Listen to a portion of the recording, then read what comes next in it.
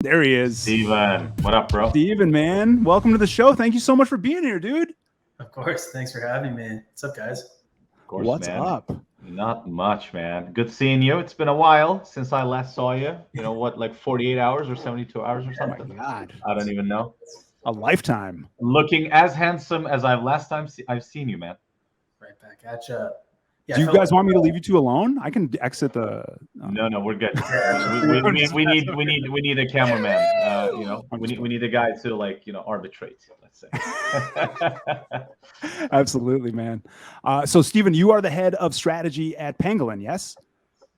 Yeah, high level. I oversee a lot of our partnerships and product and just help move forward the machine that is Pangolin. Yes. By the way, like Firestorm, I think I pretty much agree with you about the mainnet stuff. It was very high quality people there, but it was definitely a bear market thing. If you were at all shook by the market and didn't attend, you could kind of tell that was the vibe of the conference. Yeah, I mean, fully agree. Like, I even had an experience where one of the booths were like manned by people who literally didn't want to talk, didn't want to share information. I was quite surprised, and I was asking very legit questions. Like, I mean, you know me a little bit. I'm an intense guy. I do ask pointed questions because I want to understand what you're all about. And there were people there that just didn't want to share anything. You know, lots of people come and get the freebies. I get it. I don't care about the freebies. I want to learn about what you guys are doing, etc. And I had a scenario where I wasn't given any answers. Like, I was told things like, "Go to the webpage, bro." Oh my gosh. Yeah. Like in New York City, it's pretty funny. In New York City, sometimes you have these restaurants which are known for their amazing food, but they also complement their good food with terrible service, and they do it intentionally. It's kind of a marketing tactic, right? I almost want to say there was one company down there. I'm not going to name them. Maybe that's what they were doing, because they were rude to people ahead of me. They were rude to the people that were next to me, and they were kind of weird to me as well, which I thought was, surprising given. I feel like crypto is all about having good developer experience, and I feel like they're playing hard to get, maybe. At this point, I think that product probably doesn't need outside developers. It's a centralized. Well, it's not a centralized, but it's a software as a service solution that somebody can pick up your infrastructure if you pay for it, and then you build stuff on it. It's kind of like a tooling thing, but whatever. I just thought the fact that they didn't really care to talk to the people walking around at the conference funny, because those booths, I'm sure, cost some money, right? It's a bad marketing strategy. Yeah, it's a weird marketing strategy. But anyways, man, great to see you again. Thanks for coming to the show. You sound like you're sending them off, man. We just no. I had a good conversation with him. Every time I talk to Steven, it's always a good conversation. We were joking before the show. He was like, "What should we talk about?" And I was like, "Bro, you and I, we'll figure something out." Yeah, and then he realized, we're not gonna have time. We're not gonna have problem filling up airtime, right? But that's not what we want to do. So why don't we start with, and this is normally Jimmy's thing, but why don't we start with how you got to crypto, man? This is the story everybody wants to hear.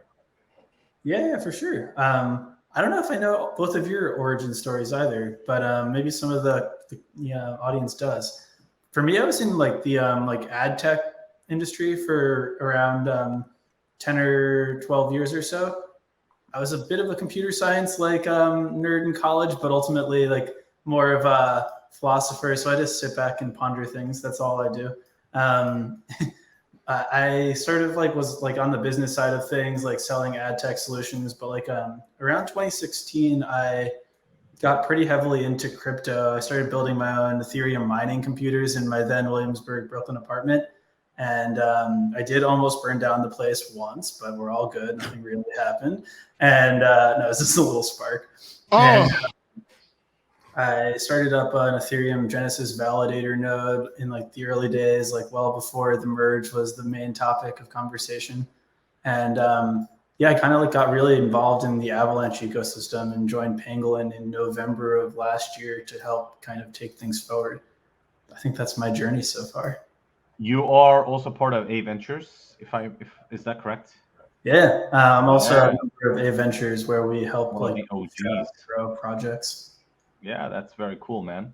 Yeah, I mean, I'm gonna take a guess that everybody that's actually in the audience knows this, but Pangolin, if I'm correct, was the first application that launched on Avalanche C-Chain, right? Yeah, exactly. Like I think the skinny, in case anyone isn't already familiar, is basically that Ava Labs, the foundation behind Avalanche, they like wanted to get the network from 0 to 1, and they launched a DEX internally. So like a few really incredible people, including like Connor, Jay, and others, bootstrapped the whole thing. And then it was always their intention to make it a community-run project. So they selected a dream team of 3 people to run it as like sort of a project manager, community manager, and developer. Those people kind of emerged as like our now CEO, head engineer, and like then COO. So like it's just kind of evolved, and now we're 15 people full time, another 15 people part time.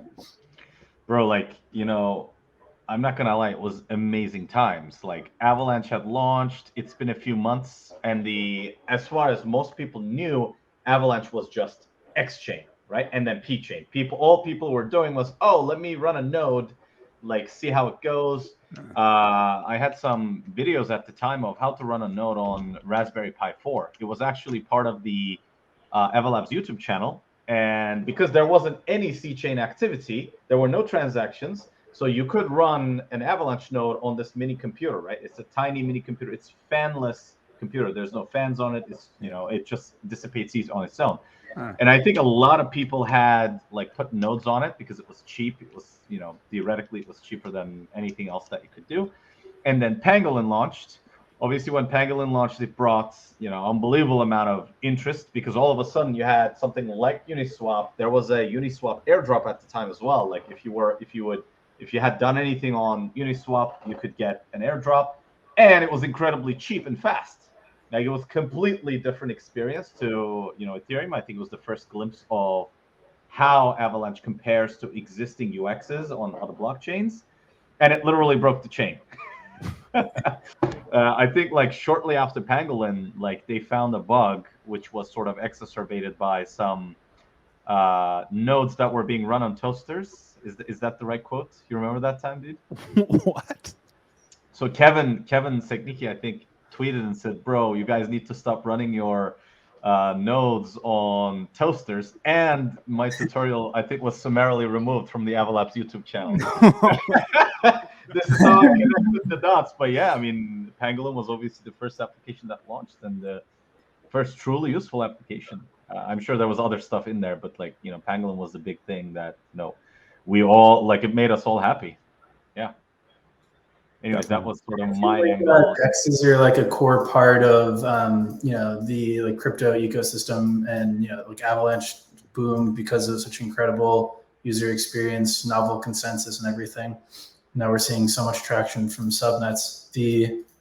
I think it's really like good. Just like there's always a cool way in which protocols harmonize in the space, and I feel like when someone's a new protocol, it's really helpful to like have a simple way to bootstrap liquidity.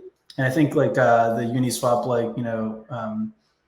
V2 pool setup works really nicely, but for like some really big blue chip applications, CLOBs are just absolute beasts when it comes to getting efficient trades. Yeah, for sure. By the way, I see a question we got from Shiny Cakes asking about Enclave. Before I give my answer, do you know much about Enclave, or do you want to take that question first? The question is, how do you see the benefits and cons compared to? Oh, actually, this is a Dexalot question. What target group do we attack compared to them? So why don't we actually take this question towards the end of the show? Jimmy will gladly, play one less song, and we'll have a discussion. Yeah, and I'm showing it on the screen right now, just so everybody can see. Yeah, just so people know, it's another exchange solution that operates more like a dark pool, unlike Pangolin, unlike Dexalot, and it's using some of the technology under the covers that the Avalanche Bridge used. So it's quite a different product. I'll come to this more in detail later, but dark pools are quite popular in traditional finance. It takes certain things to run them properly, and I think Enclave is probably one of the earlier iterations of something like that in crypto. But yeah, going back to Pangolin, dude, why don't you tell us a little bit about what's going on with Pangolin? What are the cool things that you guys are building? It's been a long time, obviously. Again, you guys were the first application that came out. You iterated and evolved since then, right? So what are the big things that are happening that people should know? Yeah, there's actually just like a lot going on right now. I feel like we were preparing for a while to drop, and it felt like there was a lull. We launched the new UI, and then like there was this like sort of this like waiting game, and then all of a sudden the last few weeks, I think we've all like aged a few years. The like we finally, so we had this plan always to, like, Avalanche is always going to be Pangolin's home base, but we wanted to find a way in which we could also expand. So we started this franchise model where we've kind of taken our core product and launched it on the Songbird network, which is kind of like Kusama to Flare's Polkadot. It's a canary network for the Flare ecosystem. And Flare actually also uses Avalanche consensus under the hood, and it kind of has this like decentralized Oracle network. You can probably like think like vis-a-vis Chainlink if it was like native to the protocol. And yeah, so we like deployed to Songbird, and like Pangolin's on multiple chains now with like a different unique token to each chain. So that was like a pretty cool thing. And there's we're not so far off from an airdrop that's going to be targeting everyone who is loyal to Pangolin to date. So if you were a holder of PNG, a staker, or a liquidity provider, keep your eyes looking out for that. We're going to continue to reward our nice. Where's the air horn? Where's the air horn? This is air horn more than usual. Oh, we gotta get a number of sound effects for that. Sorry, I was slipping. What? There we go. But yeah, so we like that's like happened. That's already like there. It's like a real thing. It's live. You can just change networks and like boom shakalaka, you're there. On top of that, like we also like we did a few things that are pretty cool right now. Should I go into like the Sunshine and Rainbows stuff, or some of the things that we're doing with the DAS product? Dude, it's absolutely up to you. If you think it's worthy for people to hear it, I would love to hear it. Just the same. The one thing that I also want to mention, is you guys are the first non-AVAX itself token to be listed on Coinbase as well, right? That's huge accomplishment. Everybody knows that Coinbase is actually much more difficult exchanges to list on. So congratulations. It's going to be available to a lot of people, right? Coinbase has been like one of the biggest pain points for US people when AVAX launched. So I'm, very pleasantly surprised to hear that PNG also got through. It's amazing. Well done, guys. Yeah, I think there's like 90 million people that have used Coinbase, or at least like 20, 25 million like monthly active users. So it's a huge audience that it's kind of opening up. And I think that we're just going to be the first of many like great Avalanche protocols to be listed on Coinbase. But it definitely was one of those things where like, you never know if you're doing the right thing, but I feel like if you just like are consistent and keep working hard at something, usually good stuff comes from it. And I feel like Coinbase and the listing announcement, which by the way, totally blindsided us. That's how it goes. It was a nice like moment. I think we all how I sort of view these things, right? It's like the wind, right? Like on a really windy day, you go outside, first it blows from the right side, then it blows from the left side, then it's front, back, whatever. But it doesn't blow you away. As long as you continue walking in the same direction, you still get where you're going, right? So that's kind of how I see it. Things are constantly changing, constantly moving. Markets are good, markets are bad. If you're the guy that's consistent, that builds, that tries to create value, you'll get there. And I feel like you guys are one of those teams. Like, you've been around a long time. You guys have been very consistent. So, much respect to you guys as well in that regard.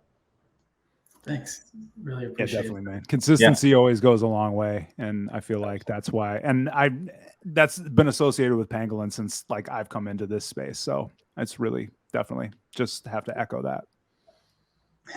Hell yeah. So like, don't blush, man. Don't blush. This is all true. Yeah, man. Come on. Accolades. There we go. Mrs. Doubtfire says hi. So like, I feel like some of the cool, like really, really like tech things that we're doing. Everyone here has probably participated in yield farms on a number of decentralized exchanges, and there's kind of like a challenge here. For protocols, they want to like unlock bandwidth and like liquidity by having farms, attracting people to trade their tokens and provide liquidity. So like, but with this, a lot of people sell the tokens and it can create sell pressure. So it's really cool, like what was created by like the compound teams and synthetics teams, like way back in the day when yield farming really sparked DeFi summer. But we wanted to evolve this. So we had this like long goal of like kind of optimizing for what we would call like loyal LPs, as opposed to mercenary capital, which you can kind of picture the person just like farming and like methodically dumping the tokens that they earn. So what we did is we built something. Shung, one of our like amazing developers, wrote this like whole research paper full of proofs you can find on our GitHub and on Twitter. The way it works is it kind of like normally a farm is just dividing up rewards based on the amount of tokens that you've had. So like whoever, if you put in 10% of the farm, you're going to earn 10% of the tokens. With Sunshine and Rainbows, basically it brings time into the equation.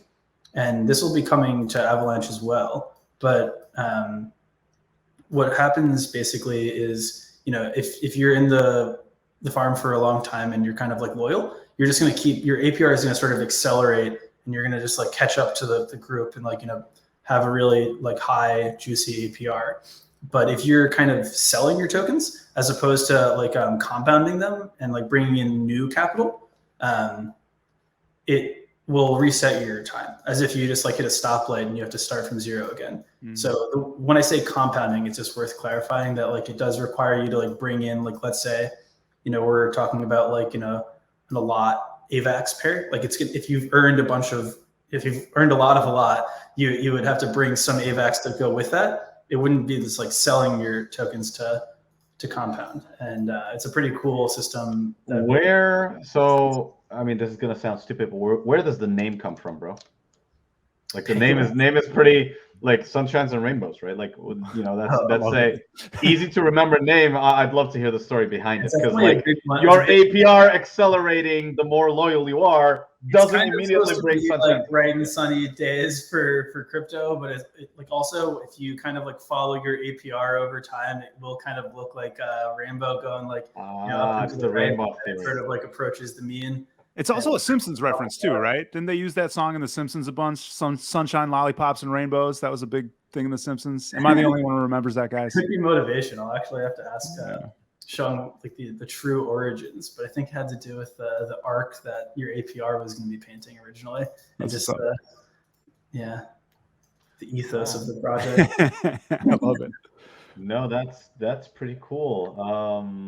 I mean, that's definitely a feature that LPs are going to love, because as we know, there's mercenary capital who comes in farms, as you said. Those are the guys that are also typically sophisticated enough to guard against impermanent loss. And then your traditional LP may actually be sitting there, may not realize, or doesn't have the sophistication to sort of manage positions in a more comprehensive way. So in that sense, this is a fantastic feature, in my opinion. I mean, like if I wanted to be an LP, this is the type of thing that I would like a exchange to or Dex to provide for me, basically. I feel like it's a new campaign type, basically, and like the what do you mean campaign type? I don't know. Well, there's like a game campaign. There's like an end, like when you're like the trader, the farmer, like I feel like I want to make some like bad social media analogy. Like obviously like social media doesn't like inherently reward its users. It really just preys on its users. But in like crypto, like not yet. Yeah, I hope like Lens or something really solves that whole thing. But the so anyways, like, but like, Facebook like runs campaigns, or Google has like campaigns, TikTok, whatever the, whatever the kids are into these days. But the idea is like, you can run a Facebook ads campaign. You're going to like see like, that cool pair of Nike shoes on like a story or on your newsfeed. And what we're doing here is just like changing things and like making something that's like better for the user and better for the brand at the same time. Yeah. So it's like this like new structure that people can engage with. And we might see that some large mercenary capital like liquidity providers might not want to provide liquidity because this will literally disincentivize them from the behavior that they were intending to make sometimes. But if there is an alignment and you truly believe in the protocol, by like getting in and like staying in that farm, you're going to benefit by having been in there a long time. So it's it like psychologically like keeps you in the farm, but it also is like rewarding people who provided the most value for bootstrapping that liquidity. Sure. So I guess, the only downside to features like this that I can think about is that, over time, as you add these protection features or enhancements, it may become more difficult for people to understand. Just to sort of, simplify for the people to think about it. What is a way to quantify what the base rate would be for somebody that's constantly farming and like dumping the tokens versus somebody who held it for the longest possible time? Like, how can people quantify the difference between the two? Like, what's the best way for people to think about this? At the end of the day, like, you're getting your fair share of the pool based on the amount of liquidity you add and the amount of time you've been in there. So like the more loyal you've been compared to the rest of the LPs, the more of an APR you're going to get on top of like, what your like fair share would be. So it's just like multiplying two things together. And who defines the scale with which time, increases the rewards? Like, is that the project? Is that Pangolin? Is that, public? How does that work? Yeah. I mean, so it gets a little technical, but I'll kind of keep it simple. It's really not very complicated. Like what happens is there's sort of this like average time that people have been in for any individual farm. There exists an average amount of time that people have been in it. So like relative to that, if you're above the average or below the average, that is being tracked on chain. So that's like one of the key things that everything sort of flows from. You can imagine that there's sort of like this like mean position or this like ideal position that like, if you were the first person, you put like 20% of the pool in, like, now it's 20% of the pool, but you've been in there super early, like you're going to be like coasting very high APR. You do have to share it a little bit as like more people enter, but like you get this time benefit. Compared to like V tokenomics, where you could just go and like buy up a ton of a token and then stake it and then like start catching up to people. I would argue like that's a little bit of like a whale game, and it really incentivizes like, the big fish. We're not discriminating against the big fish here either, but we're really creating a time game instead of like a scale game. So and in this model, is unit time more valuable than unit size? Like, is that a good question to sort of ask? I would say that they're supposed to be exactly equal, but like the way that it plays out over time, it's worth noting that like we are kind of like testing in production right now. This has been live for maybe 2 weeks, but we've been thinking about it for months and starting to gossip about it for some time beforehand. But the core thing is that those two are multiplied together, and it should be pretty equal, but there's some interesting like corner cases that could emerge. Like if you picture one, pool that's just going to be there forever, like, like ETH or something like that. That's just going to be a permanent pool. And if you want to be there long term, that's going to make a lot of sense. Sure. Definitely. I mean, it's just one of those things that, this is a feature that wasn't tried before you guys built it, and it has so many different angles to it. The best way to think about it, I'm just going to quote Dave from Avalanche. One day we were talking to him about like a specific design of tokenomics, and he basically looked at it and he said, this is an extremely complicated problem with a lot of inputs and a lot of angles to it. and therefore you can't ever overthink it. And the best way is going to be pick the most sensible thing that looks sensible to you now, collect data and adjust, right? And I feel like that's a good approach. Awesome, man. Like I think that's a very good overview. I saw another question from GZDR Forever.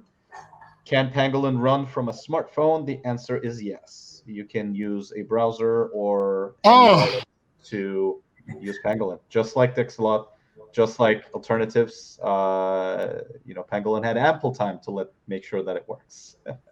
Yes, sir. Yeah. Wait, were you guys gonna jump back into Shiny Cakes' question? I know that was yes. So okay, Shiny Cakes has another question. Looks like Paraswap became more important. For me, I wouldn't say, maybe it's just completely stupid.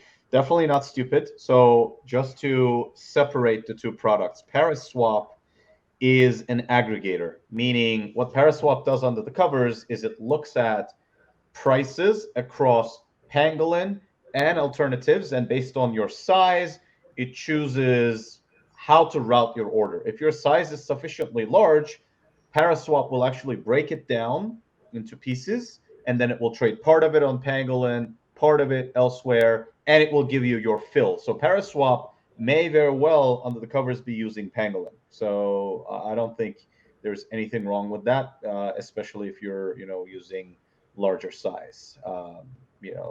That's kind of my take. We're definitely fans of being like agnostic to everything. We're always going to encourage partners to our users to, and the whole community should like find the best products, and we're always interested in like white labeling and like creating real partnerships with people. So things like Dex aggregators and like the category of Paraswap or similar others, I think it's a great solution, and we'd have no problem, in some future that I don't imagine being too far away, like leveraging some of these types of technologies and like Pangolin's front end to make sure we're getting people the absolute best trade. If that means that 2/3 of your trade goes through on Dexalot, some of it's on Pangolin, and then you get the best possible price.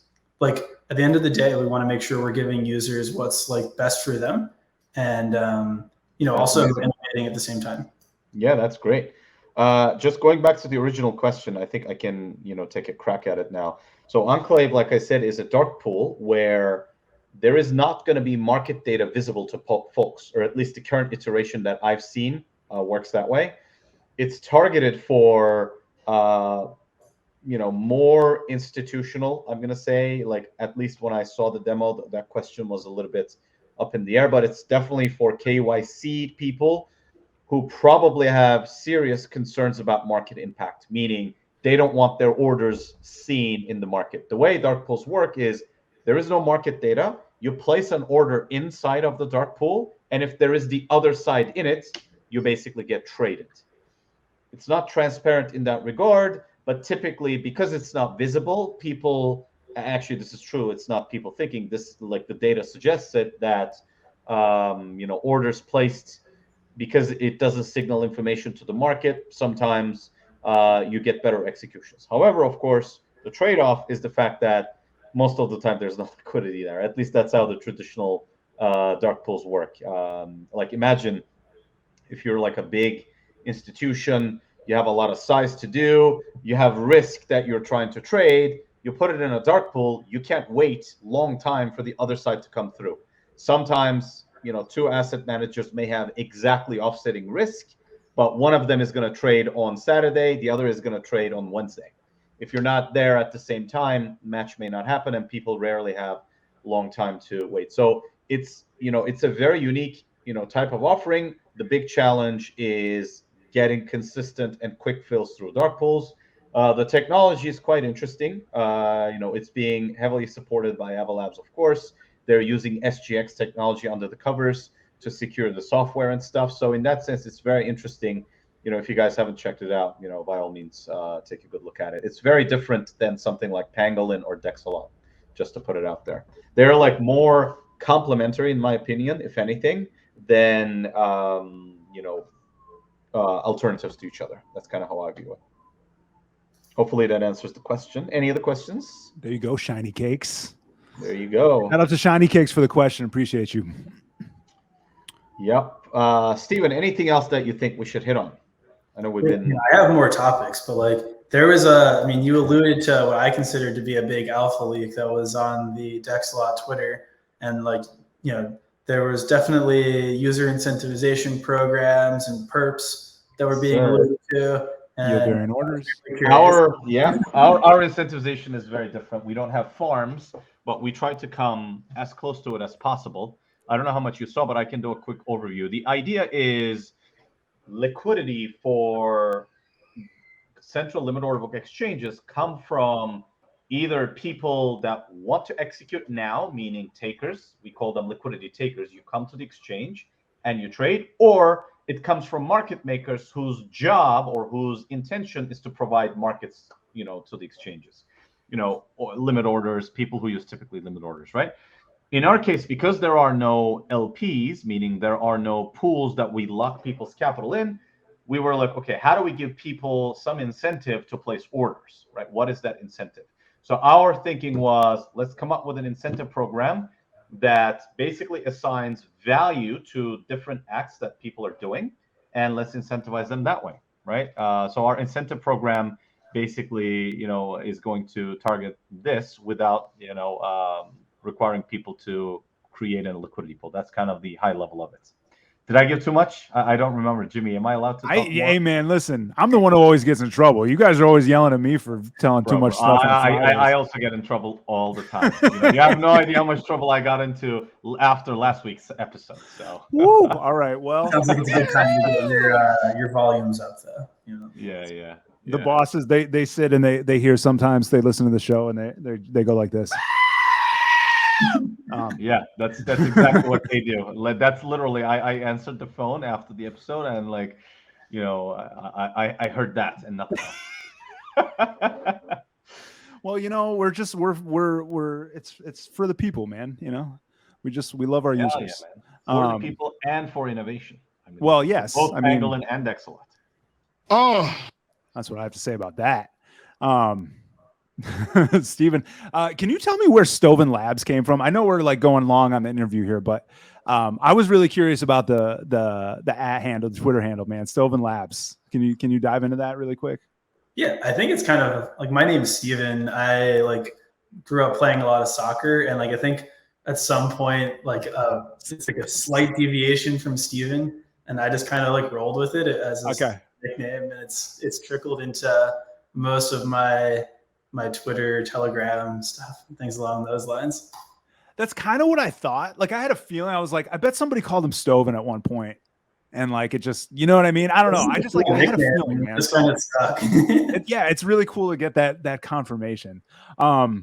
Dude, this has been so great. Can you come back and talk to us again? You guys had such a flowing conversation, and there was so much covered. I just can you come back and do this again with us? Yeah, absolutely. Maybe next time what we can do is dive into those juicy perps. I'm very curious. Dude, I would love that. I mean, if we had more time, we could. Yeah. And then, and just so everybody knows, I found this. I was referencing what I think of when I hear sunshine and rainbows. And this is the clip. I'll drop it in the chat for everybody. It's a short YouTube clip. You can watch it at your leisure. But that's what I think of. It's a nice clip from The Simpsons. Chief Wiggum is going on a police chase. Turns up the radio. It's a song about sunshine, lollipops, and rainbows. So it's perfect. You know what I mean? But dude, I'm going to jump back on the turntables in a few minutes. Do you have any song requests that I can throw in for you? Or if you can't think of one off the top of your head, just send a song to our producer, John, and he'll hook it up. We like house around here. When I say we, I mean me, myself, and Firestorm. Oh no! No, Firestorm. Here's the thing. But this guy can't play anything, so send it his way. I can play anything, but here's something that we're letting you guys in on here, right? And Firestorm, this is something that I've discovered. Because we have to try to beat the Twitch algorithm, because I have a serious pet peeve if we have any sections that are muted on the replays for Twitch because they have copyright claims and stuff. We figured out that the way to beat the algorithm is to play indie label house music. So we're going to keep that vibe that's the club, baby. That's what we're doing. So, but it's like Firestorm said, Steven, I can I got hits over here. I got deep crates. So if you think of a song, send it to our producer, and we'll get it in the mix, man. But yeah, production. Can we run all of Steven's socials here on the screen for the party people in the chat? It's usually Stoven Labs. Yeah, no, I know, but we got a cool thing. We got Pangolin Twitter, and then we'll run yours too. Look at that. Follow Pangolin Dex for all of the cool alpha coming out on our camp. And thanks again for having me on. Of course, man. Always a pleasure talking to you.